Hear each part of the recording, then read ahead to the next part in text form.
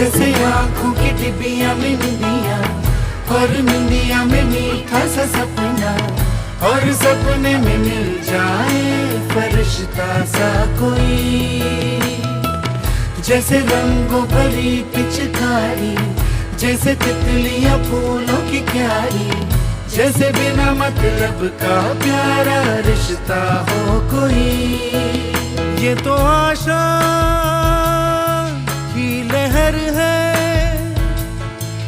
ये तो उम्मीद की सहर है, खुशियों की नहर है, खो न जाए ये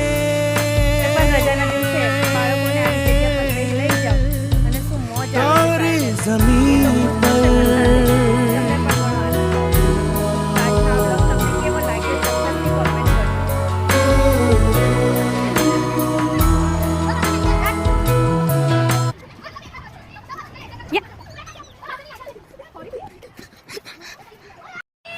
ક્યારેક રજાના દિવસે આવી કોઈ જગ્યાએ જતું પણ રહેવું, બાળકો સાથે પોતે પણ બાળક બની જાઉં, ખરેખર ખૂબ મજા આવે છે।